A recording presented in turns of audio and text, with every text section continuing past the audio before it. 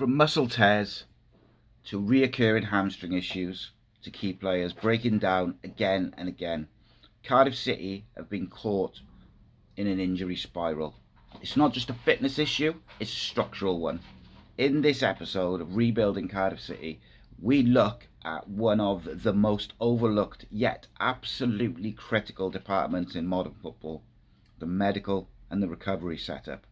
Are we protecting our players properly, or are we setting them up to fail?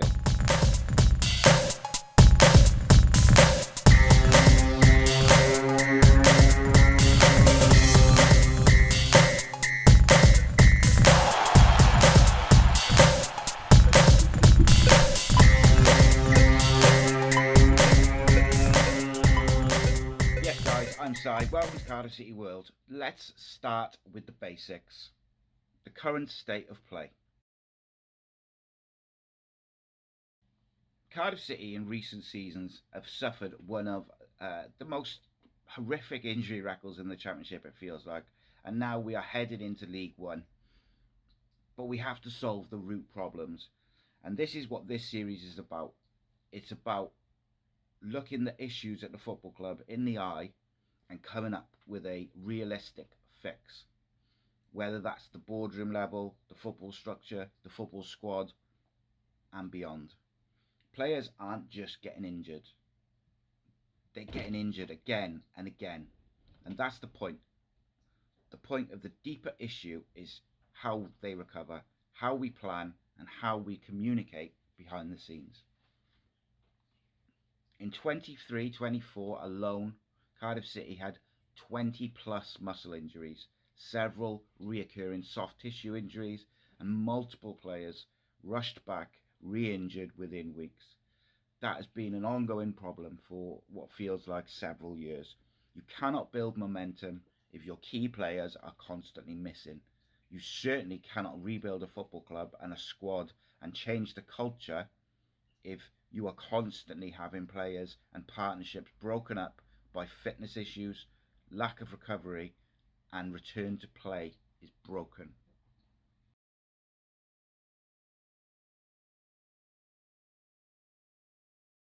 So let's look at some of the real examples that sum up the problems that Cardiff have faced in recent years.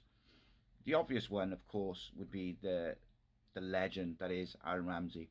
He returned to the club as a leader in that dressing room, often a captain, and still has that genuine quality, even at his age. He hasn't lost the quality, he hasn't lost his ability. But we hardly saw him.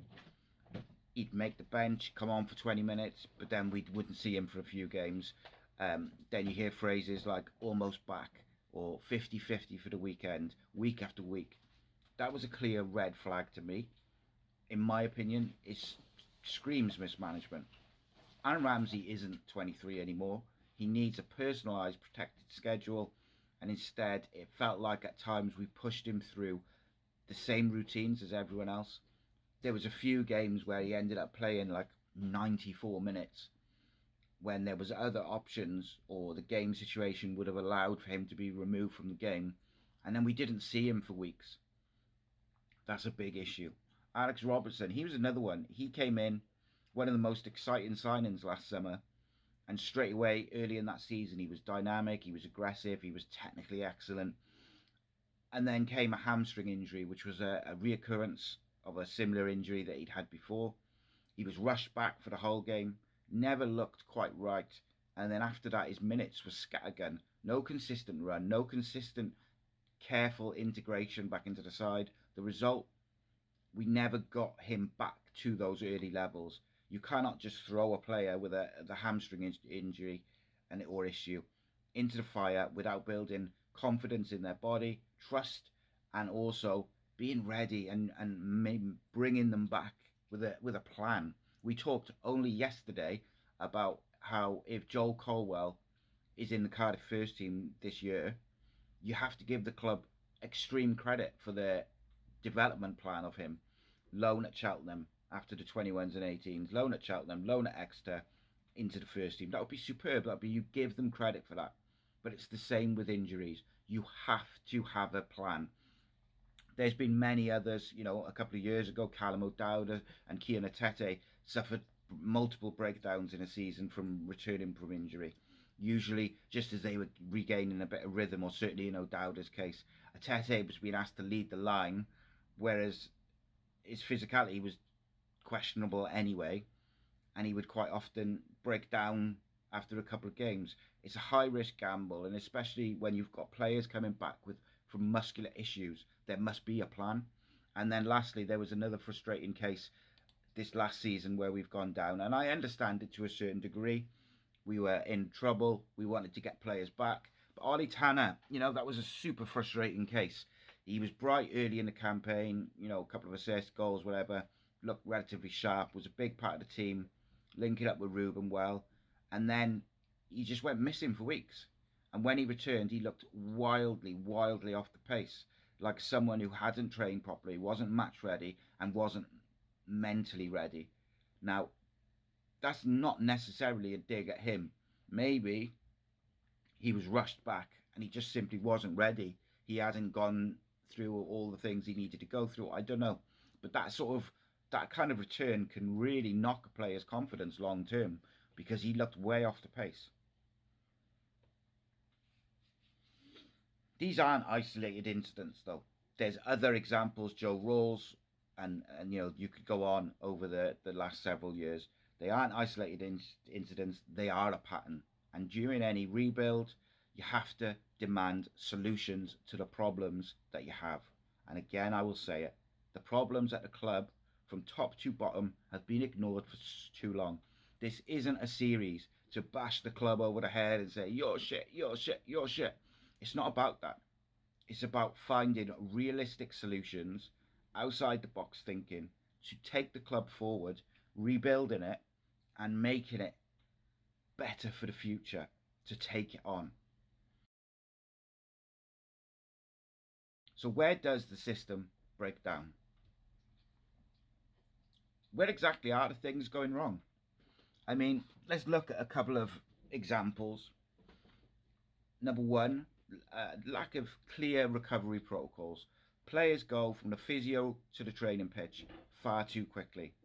Sometimes, certainly to us on the outside, there's no visible sign of stage return to play protocols. No build up through the rehab games, minute caps, or position specific workloads targets.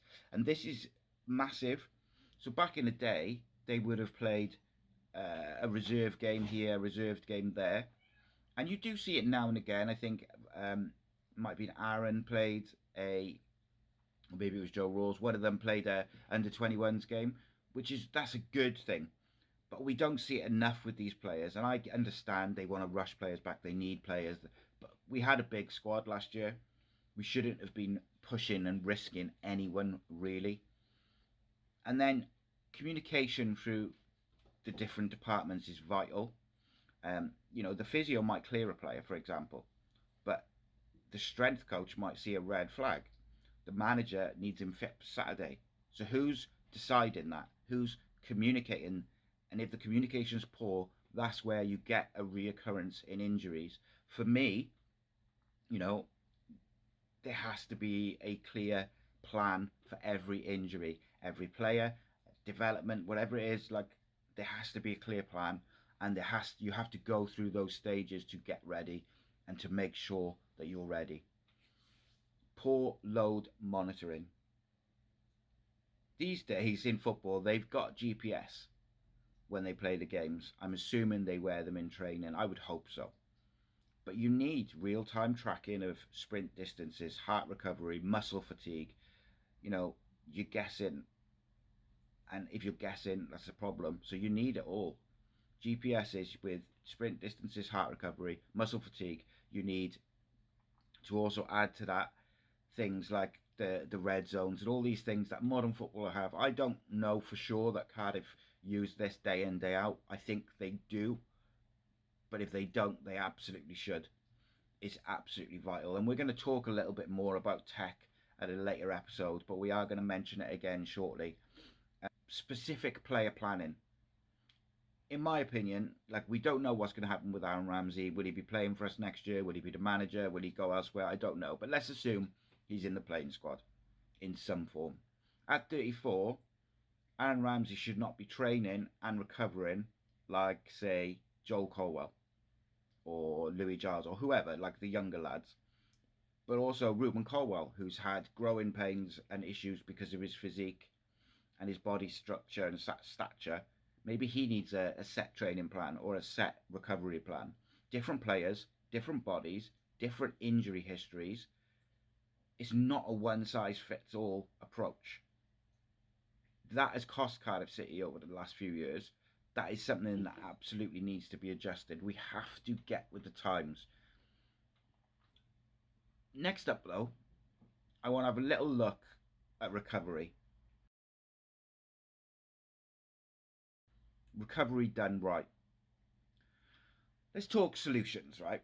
Let's talk about a recovery first culture what that looks like in modern football, because this is what Cardiff City absolutely need to implement and think about. Is that this outside the box, yes, but it's also getting with the times. There's so many different ways to help footballers in their day-to-day recovery from training and things like that, recovery from injuries, injury avoidance. There is so many different ways to do it. But let's look at a couple of examples of that could be beneficial. You've got things like cold plunges before and after training. That cold water immersion before training can reduce inflammation, can prime muscle response, and it can aid a faster recovery. It's a staple at most top level clubs. Cardiff should be doing this absolutely daily. It is not an expensive thing to implement, and if they don't do it already, they absolutely should. This one is another one. This is a really interesting one because on the face of it, you think, Jesus Christ, that's a bit of overkill, but it is a really, really can be a really, really important tool that's proven to reduce DOMS, delayed onset muscle soreness. So cryotherapy chambers. Cryo is more than a trend. As I say, it's proven to reduce those DOMS, delayed muscle soreness. It improves circulation. It boosts recovery windows. You're talking, yes, a £50,000 investment, but it could add years to your playing squad players, your key players' careers, and it could add months, weeks to their recovery. It could stop them getting injuries. It could help them recover quicker. Again, yes, £50,000 sounds a lot to me and you, but to a football club that spends millions on wages and millions on footballers and thousands of pounds every week, I don't think a investment of that size is a massive investment for something that long term will have a massive benefit. A bit like a football structure. But there we go. Daily monitoring tools. So I said about the tech. Obviously, they use GPS and things like this and Catapult, which will monitor the amount of ground players carry and cover and all these different things. But other technology, again, a bit outside the box, but I think will have a massive, massive impact on the long-term health and recovery of players. Sleep trackers. Sleep is so important. Recovery is so important. Readiness for scores. You've got your heart rate variability monitors. If a player's body is screaming for a rest and the data says it loud and clear, give them a rest. Give them a day off. Look after your players. The players will then look after you. Sleep is so important to everybody, but to a professional athlete where the pressure and the physicality is so high, if you've got a player who stays up all night, because they finish training at lunchtime, maybe do a bit of media some days, but mostly finish by lunchtime. If they haven't got families and kids and school runs to do, what do they do? They'll go to the cinema or something like that, and then what do they? If they stay on the Xbox till 2-3 o'clock in the morning, then go training because they think, oh, I can have a nap in the afternoon. It's not good preparation. It's not good for their bodies. So get a sleep tracker in there for during the season to make sure that each individual is doing the right things. And then, of course, you've got like the things like compression boots, which are common in football clubs. but also massage therapy, neuromuscular stimulation. All of these things should be daily tools, not luxury extras, not just if and when a player fancies it. Make it part of the daily schedule. Neuromuscular stimulation, massage therapy, cryo, uh, cryotherapy for injured players or players coming back from injury, cold plunges. Yes, you're a League One football club, but you don't have to act like a League One football club. Raise your standards, raise the floor, raise the levels in every element of the football club, and then maybe you don't fall further behind. You don't be years behind in every metric. You can start to be ahead, and you can start to be ahead of the times. And if you think outside the box and you use different tools to help with player recovery, do you know what else? Is other clubs will start using you as an example. You have the beautiful new academy set up. There's a training ground supposed to be coming. The stadium is up to date. So let's get the medical department right as well. Mandatory post-match recovery sessions. You know, you'll see players have a warm down, especially the ones who maybe haven't had as many minutes. But let's make the post-match stuff a bit more structured. You can have an active recovery. You can have yoga. You can have nutrition protocols after the games. This stuff, come March or April in the end of the season, when other people's squads are falling apart, this could be the difference. This could win you points late in games, late in the season. Managing minutes, managing careers. Protecting players, it's not about wrapping them in cotton wool. It's about planning. It's about thinking of the long term, the short term, and the mid term, which is not Cardiff City's strong point, let's be honest. Let's use Aaron Ramsey as an example again. Of course, he should not be starting 3 games in 8 days at this stage of his career. He should probably be doing 60 minutes or 20 minutes off the bench or from the start with a midweek rest or a rest between games and structured substitutions. You've got to trust the other players to fill in and to do what is needed to be done because Aaron needs a break. Joe Rawls, another one who I think will be at the club this year, but we don't know for sure. But, club captain, one of the most loyal players at the football club. But we've overused him over the recent years, both from a tactical point of view in terms of we've needed more legs at times, but also if you overuse someone who's on the upper age of their career and they've had injuries, what do you think's going to happen? They're going to break down, and then they're not available. But we need a midfield rotation plan built around form, yes, but it also has to take into account players' ages, minutes, injury record. Are we trying to look after them? Isaac Davis is another one that we have to monitor and look after. Some of these things that we've talked about might be great for Isaac to help him recover and help him build confidence in his body after these injuries. Then you've got youth players, Joe Colwell, Louis Giles, Dylan Lawler. Young bodies, yes. Energy, aggression, passion, yes. But overexposure can kill confidence and physical development.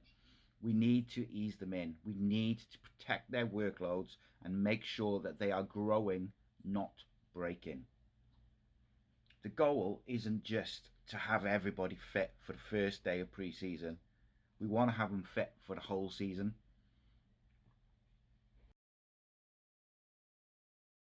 More outside the box thinking, so hear me out.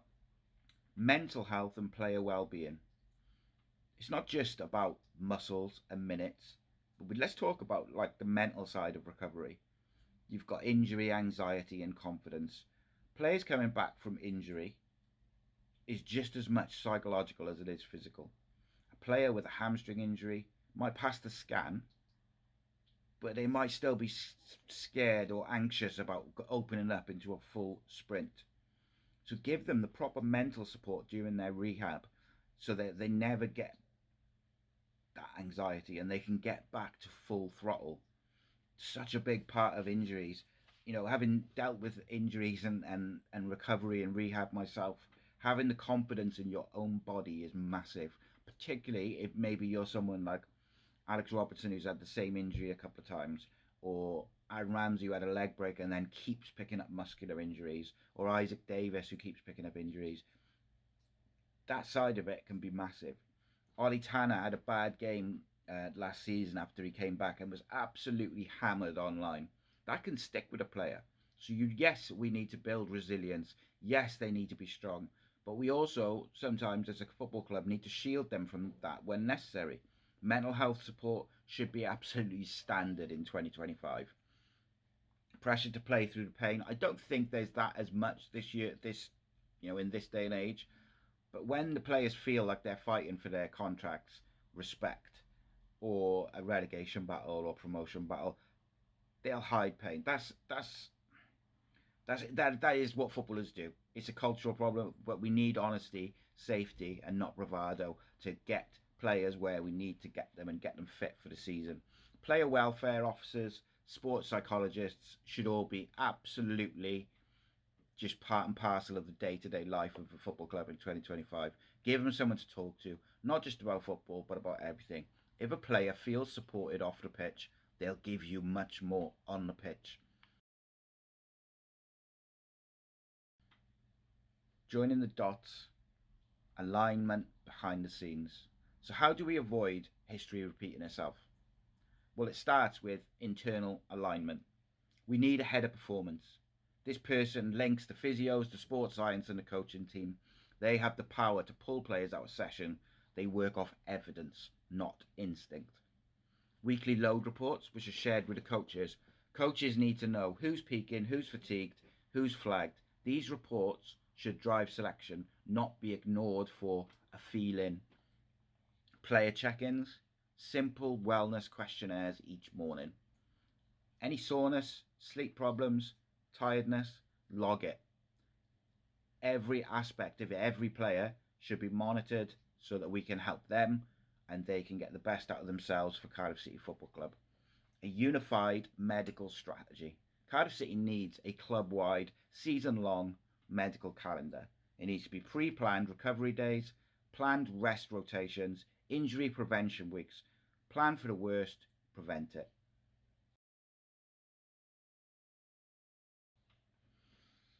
The end goal, a fitter, smarter squad. Imagine it. Imagine Aaron Ramsey is in the squad next year and he plays 25 meaningful games and different amounts of minutes, but he plays 25 meaningful games. Cardiff will be better off. Alex Robertson plays a whole season without picking up a hamstring injury. Joel Colwell and Louis Giles develop without burning out. That is what a proper recovery system will give you. Availability, consistency, and momentum. And look, that's not what Cardiff City have lacked for far too long.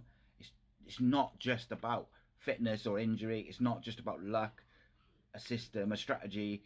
It's got to be a medical and recovery culture that supports the rebuild of the football club rather than constantly undermining it. From top to bottom, has to all be linked together and pulling in the same direction. There's so many good people at Cardiff City Football Club who want Cardiff City Football Club to do well. Let's link it all together and let's finally address the issues that have been plaguing this football club for several years. Episode 5 of The Rebuild will be out next week. I would love to know your thoughts on what we've kind of discussed today, the recovery, some of the outside the box thinking, things like that. Let me know your thoughts. Which players do you think have been rushed back too early last season and we saw an impact on their performance? What do you think about implementing things like recovery and mental health strategies? What do you think about monitoring sleep, cryo, cold plunges, all these different things that you can implement in 2025 to really push the football club on and take us back up where we should be? And how do you make sure that the next generation doesn't make the same mistakes? What we don't want to see is have all these talented young players coming through the through the squad and then have the same issues with injuries and repeat injuries.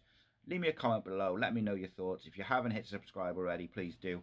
The rebuild isn't just about signings. It's about protecting the squad physically and mentally to give them the best shot of success.